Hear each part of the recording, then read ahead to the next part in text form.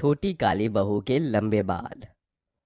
गोंदपुर गांव में पायल नाम की एक काली सांवली लड़की अपने हाथ में बड़ी सी थैली लिए बाजार से घर की ओर जा रही थी।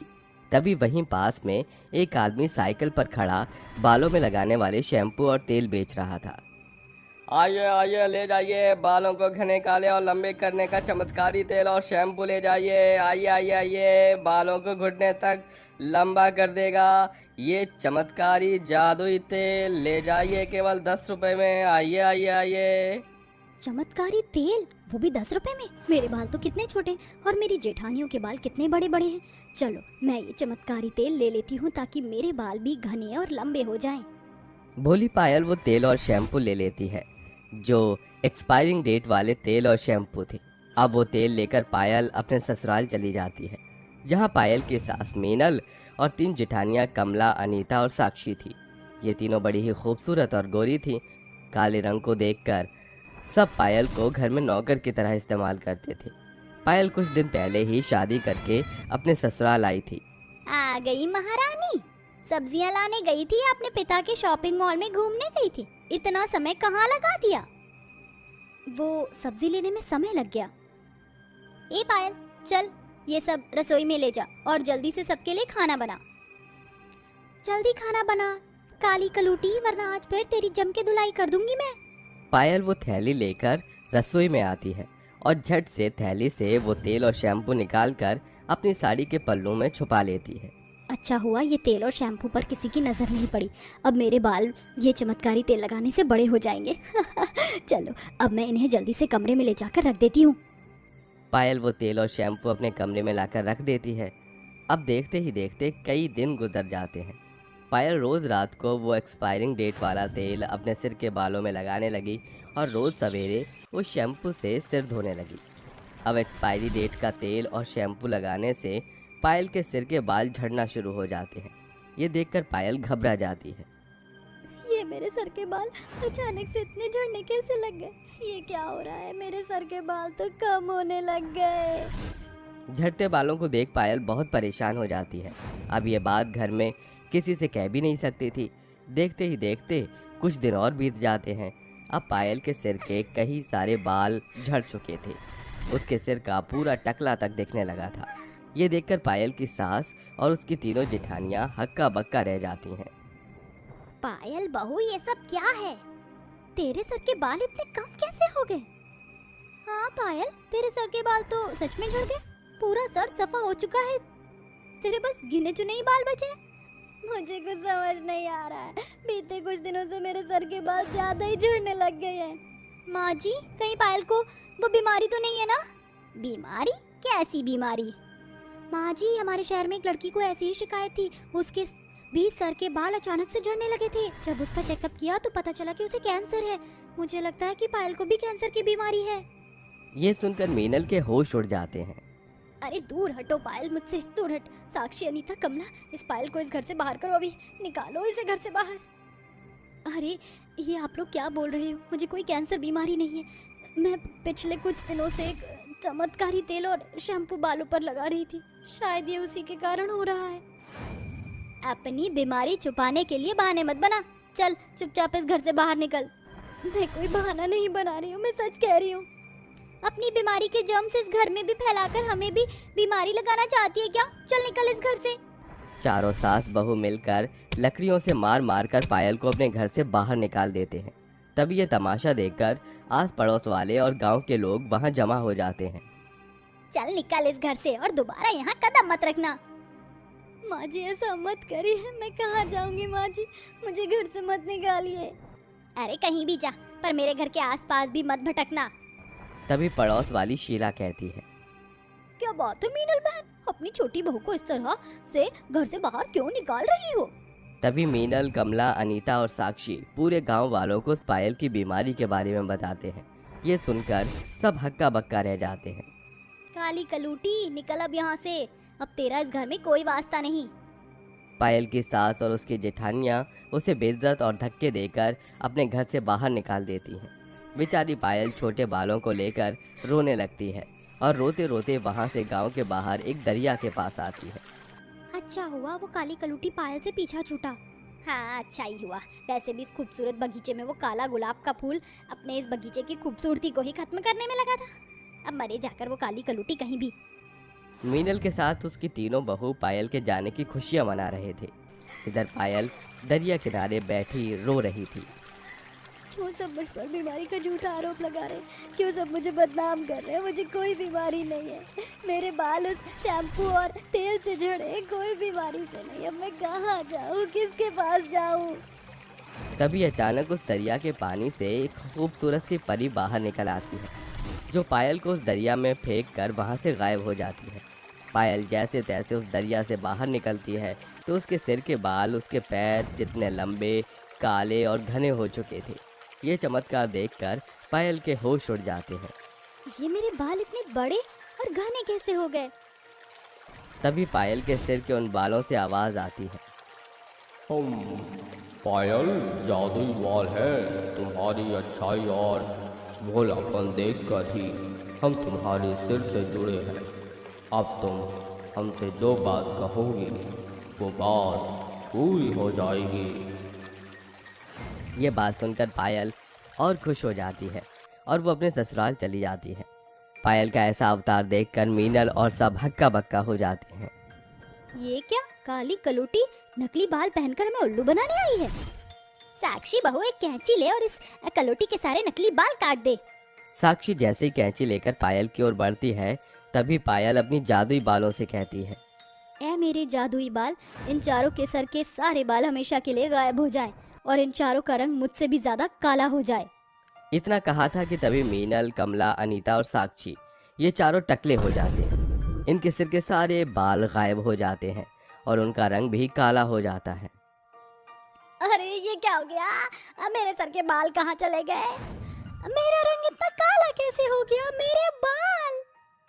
चारों अपना बदला अवतार देखकर बहुत रोने लगती हैं। आप चारों ने मुझे बहुत तड़पाया है। मैं आपसे मिन्नतें करती, तड़पती रही, पर आप चारों ने मेरी एक नहीं सुनी थी और मुझे सरेआम पूरे गांव में बदनाम कर दिया। मुझ पर बीमारी का झूठा आरोप लगाया। आप चारों के कारण सब मुझ पर कितना हंस रहे थे, मेरा कितना मजाक बना रहे थे। अब जाकर आप चारों को एहसास होगा कि बिना बाल और काले रंग के होने से कैसी तकलीफ होती है। इतना कहकर पायल वहां से चली जाती है और इधर चारों का रो रो कर हाल से बेहाल हो रहा था। उसके बाद वो चारों घर में रोते रहे और इधर पायल अपने जादुई बालों से गरीब लोगों की मदद करके उन्हें अमीर बनाने लगी। किसी भी लड़की के लिए उसके ससुराल का पहला दिन बहुत ज्यादा खास होता है। हर लड़की यही चाहती है कि उसका ससुराल का पहला दिन अच्छा जाए। ऐसे ही कुछ पूजा भी सोच रही थी। पूजा का आज ससुराल में पहला दिन था। अरे ये क्या, मैं इतनी देर तक सोती रही। सुबह के 6 बज चुके हैं। जल्दी से उठकर तैयार हो जाती हूँ, वरना सब सोचेंगे कि कैसी बहू है, ससुराल के पहले दिन भी इतनी देर तक सो रही है। पूजा जल्दी से रेडी हो जाती है और सबके लिए नाश्ता बनाने लगती है। तभी रेनू उसके पास आती है। अरे तुम उठ गई? कोमल, संजना और आशा भी अब किचन में आ जाती हैं। खुशबू तो बहुत अच्छी आ रही है। क्या बन रहा है खाने में? भाभी, सबके लिए हलवा बना रही हूँ। क्या हलवा? ये कौन बनाता है? लेकिन भाभी, आज मेरा ससुराल में पहला दिन है और नई नवेली बहू तो हमेशा हलवा ही बनाती है अपनी पहली रसोई में। पूजा, ये हलवा एक मिडिल क्लास डिश है। हमारे यहाँ नई नवेली बहू कस्टर्ड, रसमलाई जैसी चीजें बनाती है, न कि हलवा। आशा, तुम भी किसे समझा रही हो? हम शहर के रहने वाले हैं और ये शहरी गांव की। इसे क्या पता कि कस्टर्ड रसमलाई क्या होती है? शायद इसने तो पहले इन चीजों का नाम भी नहीं सुना होगा। चारों जेठानियां बेचारी पूजा का मजाक बनाकर वहां से चली जाती है। पूजा उन्हें कुछ नहीं कहती और चुपचाप से अपनी पहली रसोई का खाना बनाने लग जाती है। अब सब खाना खाने के लिए डाइनिंग टेबल पर बैठते हैं। अरे वाह बहू, खाना तो बहुत अच्छा बना है। तुम्हारे माता पिता ने सही कहा था, तुम्हारे हाथों में तो जादू है। चलो अच्छा है, कम से कम तुम्हें खाना बनाना तो आता है, वरना मुझे तो लगा इतने गरीब परिवार के होने के बाद शायद तुम्हें अच्छा खाना बनाना नहीं आता होगा। आशा, ये कैसी बात कर रही हो तुम? माँ जी, आशा सही तो कह रही है। पूजा है भी तो इतने गरीब घर की, ऊपर से गांव की, तो कहाँ इसे कुछ इतना पता होगा। बड़े लोग कैसे रहते हैं, कैसे खाते हैं? अपनी पत्नी का ऐसा मजाक बनते हुए अमन को गुस्सा तो बहुत आता, लेकिन रिश्ते में छोटे होने की वजह से वो अपनी भाभी को कुछ नहीं कह पाता है। शालिनी एक बहुत अच्छी सास थी। वो अपनी छोटी बहू पूजा के साइड रहती थी और ऐसे ही पूजा का ससुराल का पहला दिन खत्म होने को आता है। पूजा, क्या तुम हम सब के लिए कुछ भी नहीं लाए हो अपने मायके से? नहीं भाभी, ऐसा नहीं है। मेरी माँ ने आप सबके लिए साड़ी भेजी है। अच्छा, तो दिखाओ साड़ी। हम भी तो देखें गांव में कैसी साड़ी पहनते हैं। हम तो हमेशा ब्रांडेड साड़ी ही पहनती हैं। पूजा अपने बैग से सबके लिए साड़ी निकालती है। साड़ी तो बहुत सुंदर है, लेकिन इतनी महंगी और सुंदर साड़ी तुम्हारे घर वाले लाए कहाँ से? मैं तो भाई ये वाली साड़ी लूंगी। लेकिन भाभी, ये साड़ी तो माँ ने मुझे दी थी। पूजा, क्या तुमने अपने आप को कभी देखा है? ये साड़ी गोरे लोगों पर अच्छी लगेगी, ना कि तुम जैसी काली पर। मेरा रंग देखो कैसा है। ये साड़ी मुझ पर अच्छी लगेगी, ना कि तुम पर। कोई बात नहीं भाभी, आपने सही कहा। ये साड़ी आप पर ही अच्छी लगेगी। पूजा उदास मन से वो साड़ी संजना को दे देती है और ऐसे ही पूजा का ससुराल में पहला दिन निकल जाता है। अगले दिन पूजा, कोमल, आशा, रेनू, संजना, कहाँ हो सब? यहाँ आओ। क्या हुआ माँ जी? लखनऊ वाली बुआ की तबीयत खराब हो गई है, इसीलिए मैं और तुम्हारे ससुर जी उन्हें देखने के लिए लखनऊ जा रहे हैं। तो हम कुछ दिन के बाद ही घर वापस आएंगे। और अमन भी बिजनेस की वजह से कुछ दिनों के लिए बाहर जा रहा है, इसलिए तुम पाँचों को ही पीछे से सारा घर देखना है। ठीक है माँ जी, आप आराम से जाइए, हम सब संभाल लेंगे। शालिनी, नरेश लखनऊ से निकल जाते हैं और अमन भी अपनी बिजनेस ट्रिप के लिए निकल जाता है। चारों जेठानियों को अपने अमीर और खूबसूरत होने पर इतना घमंड था कि वो पूजा को अपने सामने कुछ समझते ही नहीं थे। वो चारों नई नवेली दुल्हन से घर का सारा काम करवाती हैं। ये लो पूजा, ये मेरे और बाकी सभी के कपड़े हैं। इन्हें अच्छे से धोकर ऊपर छत पर सुखा देना। उसके बाद घर की सारी सफाई भी कर देना। पूजा को काम थमाकर संजना बाकी जेठानियों के साथ बैठकर आराम से बातें करने लगती है और पूजा अपने गांव के तरीके से कपड़े को थपकी देकर धो रही होती है कि तभी थपकी की आवाज़ सुनकर सारी जेठानियां बाथरूम की तरफ आती हैं। अरे ये क्या, ऐसे कपड़े कौन धोता है? तुम पागल हो? तुम जानती हो कितने महंगे कपड़े हैं ये? कभी सपने में भी इतने महंगे कपड़े देखे? अरे इसे क्या बता रही हो? ये तो ठहरी गांव की। इसे क्या पता कि शहर में कपड़े कैसे धोते हैं? इसे तो ये भी नहीं पता कि वॉशिंग मशीन क्या होती है। अनपढ़ कहीं की। मुझे माफ कर दीजिए भाभी। मैं कोशिश कर रही हूँ कि मैं इस शहर के माहौल में डल जाऊं। पता नहीं ऐसा कब होगा। इतना कहकर चारों जेठानियां वहां से चली जाती हैं और बेचारी पूजा रोते हुए घर का काम करने लगती है। और ऐसे ही कुछ समय बीत जाता है। एक दिन पूजा जब कोमल का कमरा साफ कर रही होती है कि तभी ये क्या हुआ? ये तो कोमल भाभी का कुछ सजने संवरने का सामान लग रहा है, लेकिन ये तो मुझसे टूट गया। अगर ये बात भाभी को पता चली तो वो मुझ पर बहुत चिल्लाएंगी।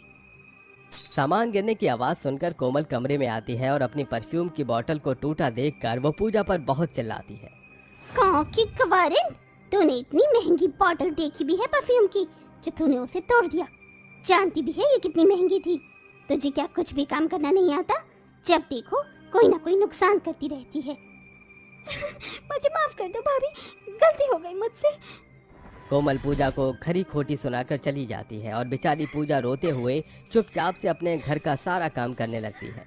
उसी दिन रात में जब सब सो रहे होते हैं तभी रात के अंधेरे का फायदा उठाकर एक चोर उनके घर में घुस आता है और आशा के कमरे में चोरी करने चला जाता है। अरे ये तो घर वाले बहुत अमीर दिख रहे हैं, आज तो बहुत पैसा मिलेगा। यहाँ से एक काम करता हूँ, पहले इसके कमरे का सारा पैसा गायब करता हूँ, फिर दूसरे कमरे में जाऊँगा। चोर बड़ी सफाई से कोमल की अलमारी के सारे गहने और पैसों को चुरा रहा होता है कि तभी उसके हाथों से ज्वेलरी का एक बॉक्स नीचे गिर जाता है, जिसकी आवाज़ सुनकर कोमल उठ जाती है और जोरों से चिल्लाती है, चोर चोर, बचाओ बचाओ चोर। कोमल की आवाज़ सुनकर सभी कोमल के कमरे में आ जाते हैं और इधर चोर अपनी जान बचाने के लिए कोमल के गले में चाकू रख देता है। अगर तुम में से कोई मेरे पास आया तो मैं इसका गला काट दूंगा। नहीं नहीं, तुम ऐसा मत करना। तुम्हें जो चाहिए वो ले जाओ, पर मुझे कुछ मत करना। एक तरफ सारी जेठानियां डरी और सहमी हुई होती हैं और दूसरी तरफ पूजा बाहर से एक बहुत बड़ा डंडा लाती है और चुपके से चोर के सिर पर मार देती है। ये ले और ले, हमारे घर पर चोरी करेगा? अरे अरे मत मारो प्लीज, अरे प्लीज मुझे छोड़ दो। फिर करेगा चोरी? नहीं नहीं नहीं करूंगा, भगवान के लिए मुझे छोड़ दो। रुको, मैं अभी पुलिस को कॉल करती हूँ। संजना के कॉल करते ही पुलिस वहां आ जाती है और चोर को वहां से ले जाती है। पूजा की ये बहादुरी देखकर सब बहुत खुश थे और अपनी गलती पर शर्मिंदा भी। मुझे माफ कर दो पूजा, मुझसे बहुत ही बड़ी गलती हो गई। अगर आज तुम ना होती तो शायद मैं आज जिंदा भी ना होती। मुझे भी माफ कर दो पूजा, मैंने भी तुमसे अच्छा बर्ताव नहीं किया है। नहीं भाभी, आप माफी मत मांगिए, आप मुझसे बड़े हैं। नहीं पूजा, बड़े होने के बावजूद भी हमने तुमसे अच्छा बर्ताव नहीं किया, प्लीज हमें माफ कर दो। भाभी, आप सबको अपनी गलती का एहसास हो गया है, मेरे लिए इतना ही काफी है। आप प्लीज मुझसे माफी मत मांगिए। चारों जेठानियों को अपनी गलती का एहसास हो गया था। देखते ही देखते कुछ दिन बीत जाते हैं और शालिनी, नरेश और अमन वापस घर आ जाते हैं। जेठानियों और देवरानियों को साथ में देख शालिनी बहुत हैरान होती है और वो कहती है, ये क्या, तुम चारों तो पूजा का मजाक उड़ाया करते थे, लेकिन आज तुम सब एक साथ कैसे हो? पूजा सारी बातें अपनी सास को बताती है, जिसे सुनकर शालिनी को गुस्सा तो आता है, लेकिन वो ये जानकर खुश भी होती है कि अब पांचों बहुओं में कोई भी मनमुटाव नहीं है, सब खुशी से साथ में रह रही हैं।